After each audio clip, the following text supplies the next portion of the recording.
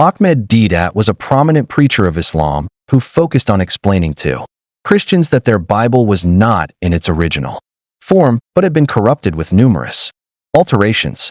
He also emphasized that Jesus Christ was not God, but rather an honorable prophet.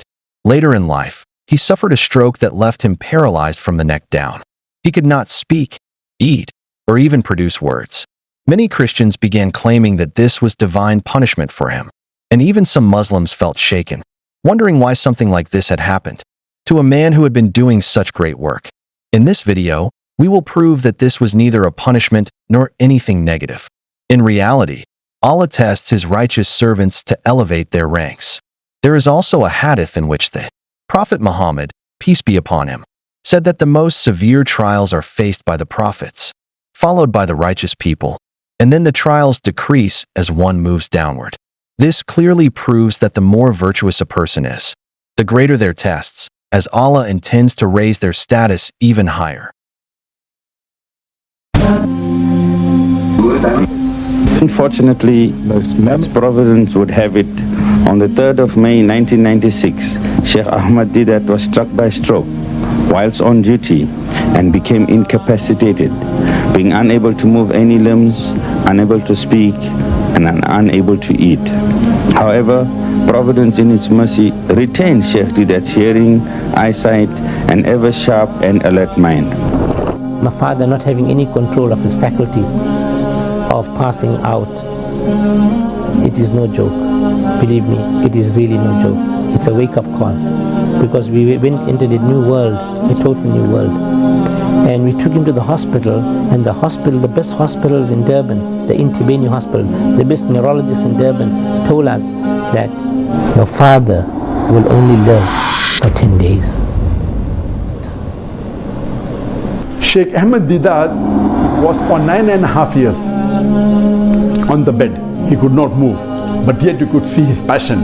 And as far as Sheikh Deedat is concerned, alhamdulillah, I knew him very closely. I was one of the first few people that when he got the stroke, I had just performed my Hajj, and I flew from Saudi Arabia straight to South Africa, and alhamdulillah, I personally met him. Even though he had the stroke, even though he could not move, he could not speak, he used to converse through the blinking of his eyes.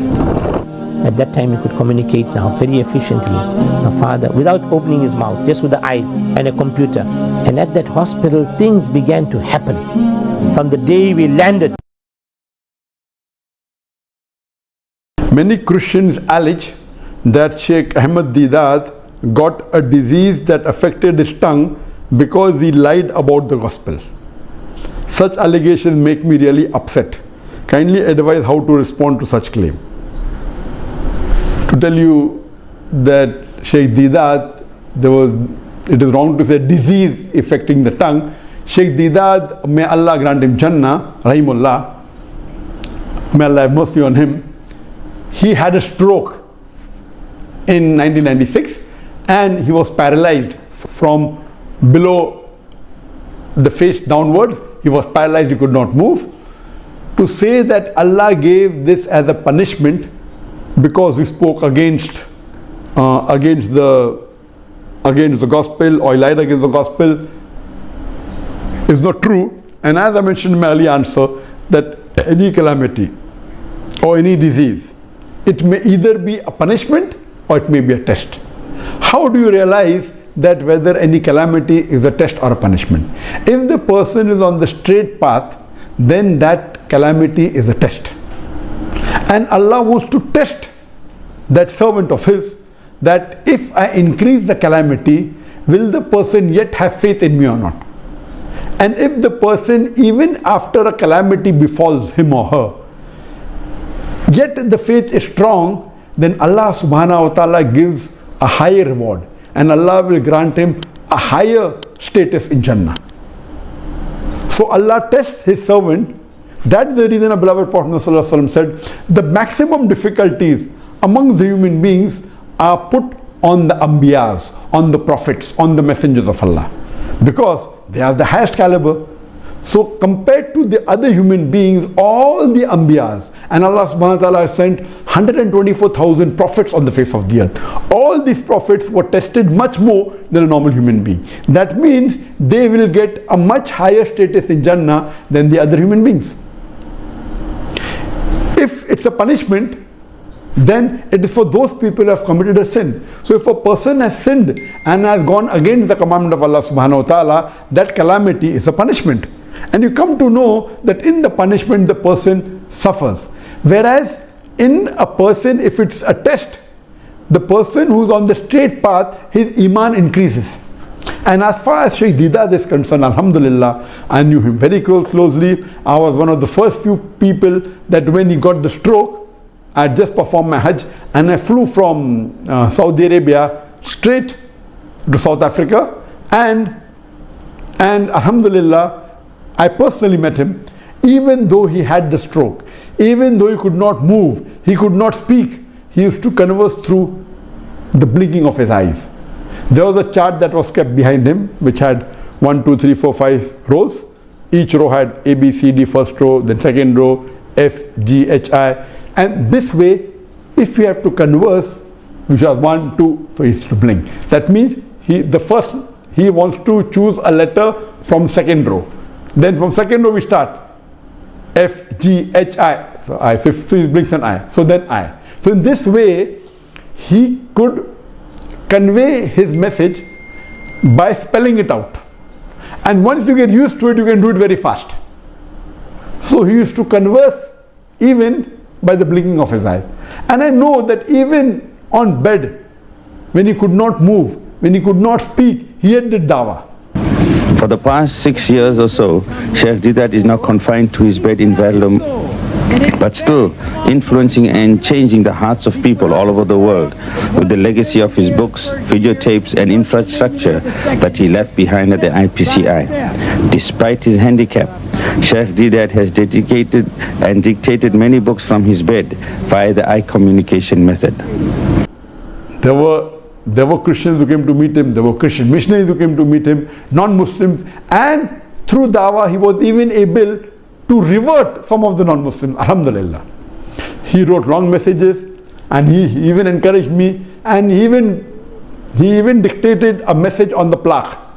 The best award that I've got from anyone, or the best plaque, is the plaque given by Sheikh Ahmed Deedat to me in the year 2000, in which he dictated the message that, son, what you have done in 4 years had taken me 40 years to accomplish, alhamdulillah. So this he dictated with his eyes, even though he could not speak. And that plaque really, mashallah, gave a lot of encouragement to me. And if there is a person who is responsible, who is a catalyst for me to change from a doctor of a body to a doctor of a soul, it is Sheikh Ahmed Deedat. And inshallah, even he will get all the thawab, that whatever little bit I've done in the field of dawah, may he get the thawab without reducing my thawab. So alhamdulillah, Sheikh Ahmed Deedat was for 9.5 years on the bed. He could not move, but yet you could see his passion. You could see his striving for dawah.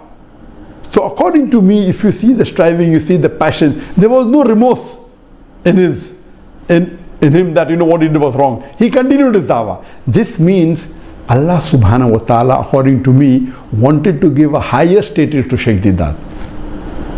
He got the stroke in 1996 at age when he was 78 years old, and he was in bed for 9 years. Allah tested him, and I believe Sheikh Deedat, alhamdulillah, passed the test with flying colors, and inshallah Allah will reward him a higher status. And that reminds me that many people tell me, Dr. Zakir, because he's doing dawah, he's been harassed and he's been attacked by the enemies. Believe me, I did hijrah. I left my home country, my home city, that's Bombay, left India and came to Malaysia. And believe me, Allah subhanahu wa ta'ala supported me immensely. If I have to think, I can point out 10,000 difficulties. But if I have to contemplate on the mercy of Allah, I can think of millions of things that Allah has blessed me. So depending upon whether you're an optimist or a pessimist, and believe me, I'm very happy. Whatever difficulties that came, they were nothing compared to the blessing that Allah has given me. It is the ni'mah that Allah has given me. I am continuing my dawah. I am not stopping my dawah. So people are saying, oh, see, Zakir got a punishment and the Indian government went against him. It's not a punishment. It is makaru makaralo. Makaru makaro wallahu khairul makirin. They, the unbelievers, they plotted and planned. Allah to plan. Allah is the best of planner. This BJP government, the Indian government, they planned against the Muslims and they did it. And one of the planning was to remove me out of the country so that, because of the popularity, so that they could continue the injustice on the Muslims. But alhamdulillah, Allah gave me a better country. And mashallah, my dawah has increased. It hasn't stopped. I'm continuing. So these are tests. And I pray to Allah subhanahu wa ta'ala, may He accept my effort. And may He give me a higher status in Jannah. However, it can be said with humility that no other South African, or perhaps no other Sikh person, has had so many visitors from all over the world, ranging from government ministers, TV crews, from major international networks, religious leaders of all religious groups, academics, scholars, and ordinary people. For my father was truly a blessed man from Allah subhanahu wa ta'ala. When we came to South Africa, again things began to change. He began to do dawah. Thousands and thousands of people, non-Muslims, came to the house here. Many Nigerians came to this house to honor my father, to thank my father. And one thing we must realize, my brothers, they are coming to see a man who you won't get nothing from. Generally, we don't visit people when we get nothing from them. But the Nigerians came all the way thousands of miles, knowing full well they will not go back without $1 or anything. Nothing at all. But still they came because they love. When you love somebody, distance, there is no distance in love. I thank you all so much, the Nigerian people, for writing all those letters and showing condolences to my parents passing away. May Allah bless all you Nigerians.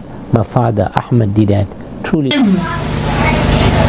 Ya Shaykhi, Ya Imami, Shaykhul Islam Ahmed Deedat, فإنك خير الناس أنت المبارز. بسم الله كلمة الشهادة أشهد أن لا إله إلا الله وأشهد أن محمدا عبده ورسوله. كلمة الشهادة أشهد أن لا إله إلا الله وأشهد أن محمدا عبده ورسوله. كلمة الشهادة أشهد أن لا إله إلا الله وأشهد أن محمدا عبده ورسوله. كلمة الشهادة أشهد أن لا إله إلا الله لا إله إلا الله وأشهد أن محمدا عبده ورسوله.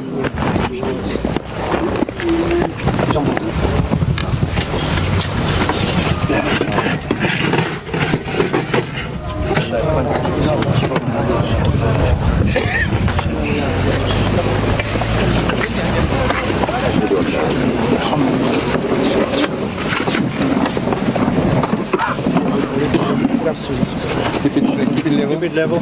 Lower the back. The front up. Lower the back. Lower the back. Lower the back. Lower the back. Lower the back.